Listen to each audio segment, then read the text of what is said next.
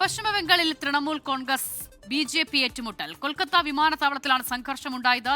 Speaker ഓം ബിർളയുമായി കൂടിക്കാഴ്ചയ്ക്ക് ശേഷം അഭിഷേക് ബാനർജി മടങ്ങിയെത്തിയപ്പോഴാണ് സംഘർഷമുണ്ടായത്.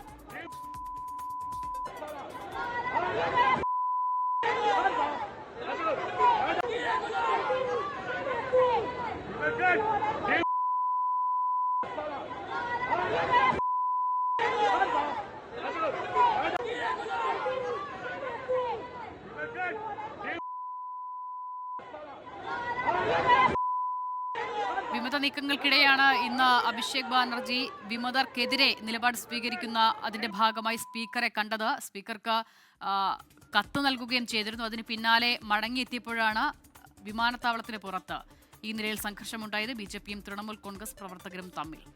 മറ്റു വാർത്തകളിലേക്ക്. സംസ്ഥാനത്ത് 10 പേർക്ക് കൂടി ഷിഗല്ല സ്ഥിരീകരിച്ചു. കോഴിക്കോട്, വയനാട് ജില്ലകളിലാണ് ഈ മാസം ഏറ്റവും കൂടുതൽ പേർക്ക് രോഗം സ്ഥിരീകരിച്ചത്. നിപ രോഗിയുടെ സമ്പർക്ക പട്ടികയിൽ ഉൾപ്പെട്ട് കോഴിക്കോട് മെഡിക്കൽ കോളേജിൽ നിരീക്ഷണത്തിൽ കഴിഞ്ഞിരുന്ന 3 പേർ ആശുപത്രി വിട്ടു. നിപ ബാധിതൻ വെന്റിലേറ്ററിൽ ചികിത്സയിൽ തുടരുകയാണ്. ഇന്ന് 10 പേർക്കാണ് സംസ്ഥാനത്ത് ഷിഗല്ല സ്ഥിരീകരിച്ചത്. കോഴിക്കോട് 3 പേർക്കും തിരുവനന്തപുരം, തൃശൂർ, മലപ്പുറം ജില്ലകളിൽ 2 പേർക്കും പാലക്കാട് ഒരാൾക്കുമാണ് ഷിഗല്ല സ്ഥിരീകരിച്ചത്. കോഴിക്കോട്, വയനാട് ജില്ലകളിലാണ് ഈ മാസം ഏറ്റവും കൂടുതൽ പേർക്ക് രോഗം സ്ഥിരീകരിച്ചത്. സംസ്ഥാനത്ത് ഈ മാസം 120 പേർക്കാണ് ഷിഗല്ല റിപ്പോർട്ട് ചെയ്തത്. 5 മരണവും റിപ്പോർട്ട് ചെയ്തു. നിപ രോഗിയുടെ സമ്പർക്ക പട്ടികയിൽ ഉൾപ്പെട്ട് കോഴിക്കോട് മെഡിക്കൽ കോളേജിൽ നിരീക്ഷണത്തിൽ കഴിഞ്ഞിരുന്ന 3 പേരും ആശുപത്രി വിട്ടു.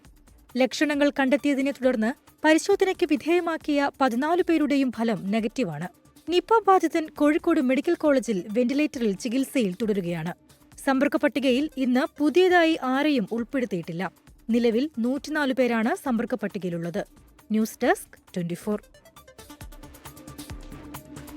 ബ്രേക്കിംഗ്. പകർച്ചവ്യാധി പ്രതിരോധ പ്രവർത്തനങ്ങൾ ചർച്ച ചെയ്യുന്നതിനായി ഹൈപ്പവർ കമ്മിറ്റിയുടെ ആദ്യ യോഗം നാളെ തിരുവനന്തപുരത്ത്. ആരോഗ്യമന്ത്രി കെ മുരളീധരൻ യോഗം ഉദ്ഘാടനം ചെയ്യും. അലക്സ് റാം മുഹമ്മദ് ചേരുകയാണ്. അലക്സ്, നിലവിലെ സാഹചര്യത്തിൽ ഏറ്റവും നിർണായകമായ ഒരു യോഗമാണ്. ആരൊക്കെ പങ്കെടുക്കുന്നുണ്ട്? ഇതിൽ വിശദാംശങ്ങൾ. സംസ്ഥാനത്തെ പകർച്ചവ്യാധി പ്രതിരോധം അത് മുൻകൂട്ടി കണ്ട് മുന്നൊരുക്കങ്ങൾ നടത്താനും പ്രതിരോധ നടപടികൾ ഊർജിതമാക്കുന്നതിനും വേണ്ടിയാണ് പൊതു സ്വകാര്യ പങ്കാളിത്തത്തോടുകൂടി ആരോഗ്യവകുപ്പ് ഒരു ഉന്നതതല സമിതിക്ക്, അതായത് ഹൈപ്പവർ കമ്മിറ്റിക്ക് രൂപം നൽകിയത്. ആ ഹൈപ്പവർ കമ്മിറ്റിയുടെ ആദ്യ യോഗം നാളെ തിരുവനന്തപുരത്ത് ചേരുകയാണ്. രാവിലെ 10 മണിക്കാണ് തിരുവനന്തപുരം തൈക്കാട് റെസ്റ്റ് ഹൌസിൽ ഈ യോഗം ചേരുന്നത്. ആരോഗ്യമന്ത്രി കെ മുരളീധരൻ തന്നെയാണ് യോഗം വിളിച്ചു ചേർക്കുന്നത്. അദ്ദേഹം തന്നെ രാവിലെ ഈ ആദ്യ യോഗം ഉദ്ഘാടനം ചെയ്യുകയും ചെയ്യും. ഹൈപ്പവർ കമ്മിറ്റി അംഗങ്ങൾ, ഉന്നത ഉദ്യോഗസ്ഥർ, ജില്ലയിൽ നിന്നുള്ള MLA-മാർ തുടങ്ങിയവർ ആദ്യ യോഗത്തിൽ പങ്കെടുക്കും. പകർച്ചവ്യാധി പ്രതിരോധം, തയ്യാറെടുപ്പ്, നിരീക്ഷണം, ചികിത്സ, ഏകോപനം എന്നിവ ശക്തിപ്പെടുത്തുന്നതിനാണ് ഹൈപ്പവർ കമ്മിറ്റിയുടെ പ്രധാനമായി യോഗം ചേരുന്നത്. ഈ ആദ്യം മന്ത്രി ഉദ്ഘാടനം ചെയ്തതിനു ശേഷം 10 മണി മുതൽ 2 മണി വരെ, ഉച്ചയ്ക്ക് 2 മണി വരെയുള്ള സമയത്ത് പൊതുജനങ്ങൾ, ആരോഗ്യ പ്രവർത്തകർ, മെഡിക്കൽ രംഗത്തെ വിദഗ്ധർ, സന്നദ്ധ സംഘടനാ പ്രവർത്തകർ തുടങ്ങി വിവിധ മേഖലകളിലെ പ്രതിനിധികളിൽ നിന്ന് ഇതുമായി ബന്ധപ്പെട്ട അഭിപ്രായം തേടും. അതിനുശേഷമായിരിക്കും മറ്റ് തലങ്ങളിലേക്ക് ഇത് വ്യാപിപ്പിക്കുക. അലക്സ് റാം മുഹമ്മദാണ് വിവരങ്ങൾ നൽകിയത്. നേരത്തെ സൂചിപ്പിച്ച പശ്ചിമബംഗാളിലെ സംഘർഷവുമായി ബന്ധപ്പെട്ട വാർത്തയിലേക്ക് ഒരിക്കൽ കൂടി പോകുന്നു. പശ്ചിമബംഗാളിൽ തൃണമൂൽ കോൺഗ്രസ് ബി.ജെ.പി. ഏറ്റുമുട്ടൽ. കൊൽക്കത്ത വിമാനത്താവളത്തിലാണ് സംഘർഷമുണ്ടായത്. സ്പീക്കർ ഓം ബിർളയുമായി കൂടിക്കാഴ്ചയ്ക്ക് ശേഷം അഭിഷേക് ബാനർജി മടങ്ങിയെത്തിയപ്പോഴാണ് സംഘർഷമുണ്ടായത്. ബൽറാം നെടുങ്ങാടി വിവരങ്ങൾ നൽകാനായി ചേരുകയാണ്. ബൽറാം, ദൃശ്യങ്ങളിൽ നിന്ന് അത് വലിയ സംഘർഷത്തിലേക്ക് മാറുന്നതിന്റെ എല്ലാ സൂചനകളുമുണ്ട്. എന്തായിരുന്നു ഈ വിമാനത്താവളത്തിന് പുറത്തിങ്ങനെ ബി.ജെ.പി. തൃണമൂൽ പ്രവർത്തകർ ഏറ്റുമുട്ടാനിടയാക്കിയ സാഹചര്യം? ആസിത, ഇന്ന് ലോക്സഭാ സ്പീക്കർ ഓം ബിർളയുമായി തൃണമൂൽ കോൺഗ്രസ് ജനറൽ സെക്രട്ടറി അഭിഷേക് ബാനർജി കൂടിക്കാഴ്ച നടത്തിയിരുന്നു. വിമത നീക്കവുമായി ബന്ധപ്പെട്ടായിരുന്നു കൂടിക്കാഴ്ച. അതിനുശേഷം അദ്ദേഹം കൊൽക്കത്ത വിമാനത്താവളത്തിൽ മടങ്ങിയെത്തുന്ന ഘട്ടത്തിൽ ബി.ജെ.പി. പ്രവർത്തകർ അവിടെ തടിച്ചുകൂടുകയായിരുന്നു. അതേസമയം ഇതറിഞ്ഞ് തൃണമൂൽ കോൺഗ്രസ് പ്രവർത്തകരും അവിടേക്ക് എത്തി. ബി.ജെ.പി. പ്രവർത്തകർ ചീമുട്ടകളുമായി അഭിഷേക് ബാനർജിയെ എറിയാനാണ് കാത്തു നിൽക്കുന്നത് എന്ന് തൃണമൂൽ പ്രവർത്തകർ ആരോപിക്കുകയും തുടർന്ന് ഇരു വിഭാഗങ്ങളും തമ്മിൽ വലിയ സംഘർഷത്തിലേക്ക് കാര്യങ്ങൾ നീങ്ങുകയുമായിരുന്നു. തുടർന്ന് പോലീസ് ഇടപെട്ട് ആണ് സംഘർഷം ശമിപ്പിച്ചത്. ഇതിനുശേഷം അഭിഷേക് ബാനർജിക്ക് വലിയ സുരക്ഷാ സന്നാഹങ്ങൾ ഒരുക്കുകയും മറ്റൊരു ഗേറ്റിലൂടെ, എക്സിറ്റ് ഗേറ്റിലൂടെ വിമാനത്താവളത്തിൽ നിന്നും അദ്ദേഹത്തെ പുറത്തേക്ക് എത്തിക്കുകയുമായിരുന്നു. നിലവിൽ ഇപ്പോൾ സ്ഥിതിഗതികൾ ശാന്തമാണ്. അതേസമയം വിമാനത്താവളത്തിലും പരിസരത്തും ശക്തമായ പോലീസ് വിന്യാസം തന്നെ ഏർപ്പെടുത്തിയിട്ടുണ്ട്. കഴിഞ്ഞ ദിവസങ്ങളിലെല്ലാം തന്നെ തൃണമൂൽ കോൺഗ്രസിന്റെ തകർച്ചയ്ക്ക് പിന്നാലെ തൃണമൂൽ നേതാക്കൾക്കെതിരെ വലിയ തോതിൽ ചീമുട്ടയേറെ ഉണ്ടായിരുന്നു. പ്രാദേശിക നേതാക്കൾക്ക് എതിരായ ഈ നടപടിക്കെതിരെ തൃണമൂൽ കോൺഗ്രസ് എംപിയും മുതിർന്ന അഭിഭാഷകനുമായ കല്യാൺ ബാനർജി കൊൽക്കത്ത ഹൈക്കോടതിയെ സമീപിക്കും എന്ന് വ്യക്തമാക്കിയിട്ടുണ്ട്. എന്തായാലും അഭിഷേക് ബാനർജിക്കെതിരെയും അത്തരത്തിലൊരു നീക്കം BJP പ്രവർത്തകരുടെ ഭാഗത്തു നിന്നുണ്ടായപ്പോൾ അതിനെ പ്രതിരോധിക്കാനാണ് തങ്ങൾ എത്തിയത് എന്നാണ് തൃണമൂൽ പ്രവർത്തകർ വ്യക്തമാക്കുന്നത്. വലിയ സംഘർഷമാണ് ഏറ്റുമുട്ടലിന് പിന്നാലെ അവിടെ ഉണ്ടായത്. തൃണമൂൽ BJP പ്രവർത്തകർ തമ്മിൽ. ബൽറാം നെടുങ്ങാടിയാണ് വിവരങ്ങൾ നൽകിയത്. തുറമുഖ, ധാതു, ഏവിയേഷൻ മേഖലകളിൽ പുതിയ പദ്ധതികൾ അവതരിപ്പിച്ചും സ്വകാര്യ നിക്ഷേപം പ്രധാന നയമായി പ്രഖ്യാപിച്ചും VD സതീശൻ സർക്കാരിന്റെ ആദ്യ ബജറ്റ്. തുറമുഖം, ധാതു സമ്പദ് മേഖലകളിൽ സുപ്രധാന പ്രഖ്യാപനങ്ങളാണ് കന്നി ബജറ്റിൽ മുഖ്യമന്ത്രി നടത്തിയത്. കേരളത്തെ ലോക മാരിടൈം ഭൂപടത്തിൽ വൻ ശക്തിയായി ഉയർത്താൻ ലക്ഷ്യമിട്ട് മിഷൻ സമുദ്ര പദ്ധതി പ്രഖ്യാപിച്ചു. ധാതു തുറമുഖ സമ്പത്ത് ഏകോപിപ്പിച്ച സതേൺ കേരള എക്കണോമിക് കോറിഡോർ ബജറ്റിൽ പ്രഖ്യാപിച്ചു. കേരളത്തിന്റെ 600 കിലോമീറ്റർ തീരദേശം, 2 അന്താരാഷ്ട്ര തുറമുഖങ്ങൾ, ഒരു container transshipment terminal, 17 non major തുറമുഖങ്ങൾ, മറ്റനേകം ജലസ്രോതസ്സുകൾ തുടങ്ങിയ സാധ്യതകൾ സംയോജിപ്പിച്ച് 5 വർഷത്തിനുള്ളിൽ കേരളത്തെ ലോക മാരിടൈം ഭൂപടത്തിൽ വൻ ശക്തിയായി ഉയർത്തുന്നതിനുള്ള പദ്ധതിയായ മിഷൻ സമുദ്ര നടപ്പിലാക്കും. കേരളത്തിന്റെ തീരദേശവും അന്താരാഷ്ട്ര തുറമുഖങ്ങളും സംയോജിപ്പിച്ച് സംസ്ഥാനത്തെ ലോക മാരിടൈം ഭൂപടത്തിൽ വൻ ശക്തിയാക്കി മാറ്റുകയാണ് മിഷൻ സമുദ്രയുടെ ലക്ഷ്യം. കേരളത്തെ പോർട്ട് സിറ്റിയായി വിഭാവനം ചെയ്തുള്ള പദ്ധതികൾ കൊണ്ടുവരും. റോഡ്, റെയിൽ, ജലപാതകൾ വഴി ഗതാഗത സൗകര്യങ്ങൾ വർദ്ധിപ്പിക്കും. 400 കോടി രൂപ ഇതിനായി വകയിരുത്തി. വിഴിഞ്ഞത്തെ രാജ്യത്തെ ആദ്യ മദർഷിപ്പായി ഉയർത്തുന്നതിനൊപ്പം കപ്പൽ നിർമ്മാണ കേന്ദ്രം സ്ഥാപിക്കാനും പദ്ധതിയുണ്ട്. അന്തർദേശീയ മാരിടൈം മ്യൂസിയം സ്ഥാപിക്കുമെന്നും ധനകാര്യമന്ത്രി VD സതീശൻ ബജറ്റിൽ പ്രഖ്യാപിച്ചു. തിരുവനന്തപുരം, കൊല്ലം, ആലപ്പുഴ ജില്ലകളിലെ ധാതു തുറമുഖ സമ്പത്ത് ഏകോപിപ്പിച്ച് സതേൺ കേരള സാമ്പത്തിക ഇടനാഴിയും ബജറ്റിൽ പ്രഖ്യാപിച്ചു.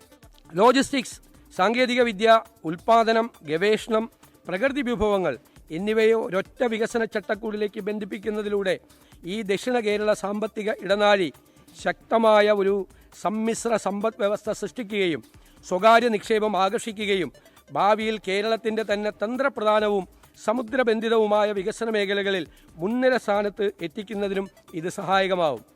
തിരുവനന്തപുരം, കോഴിക്കോട് ലൈറ്റ് മെട്രോ പദ്ധതികൾ നടപ്പിലാക്കുമെന്ന് VD സതീശൻ.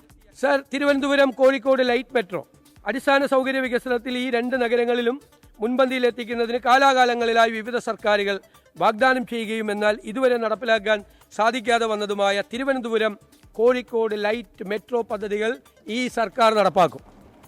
ഈ പദ്ധതിയുടെ പ്രാരംഭ പ്രവർത്തനങ്ങൾക്കായി 20 കോടി രൂപ വകയിരുത്തുന്നു.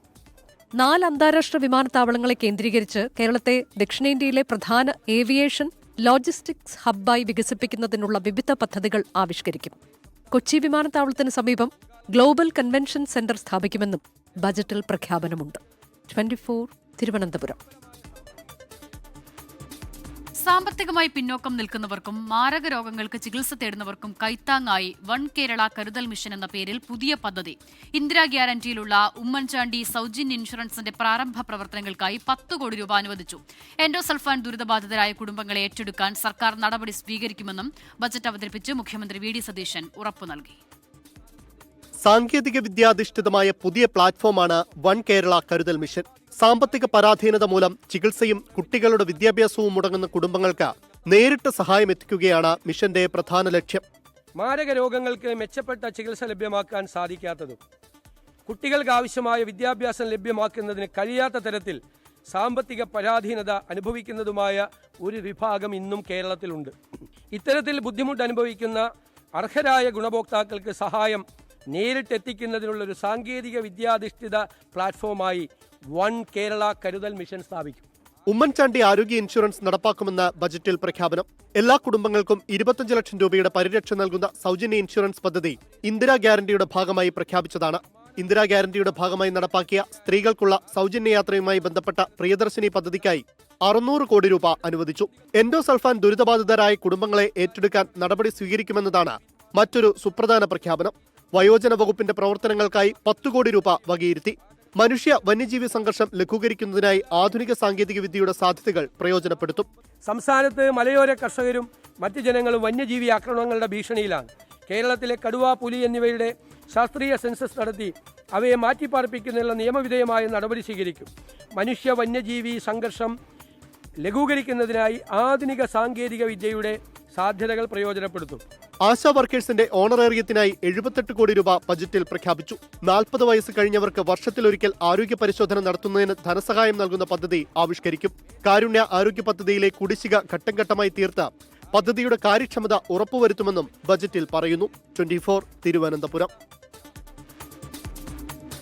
ലൈറ്റ് എഡിഷൻ ഇതോടെ പൂർണ്ണമാകുകയാണ്. ഇനി ഗോൾഡ് കാനോയുമായി പ്രജൻസി കണ്ണൻ ചേരും. നമസ്കാരം.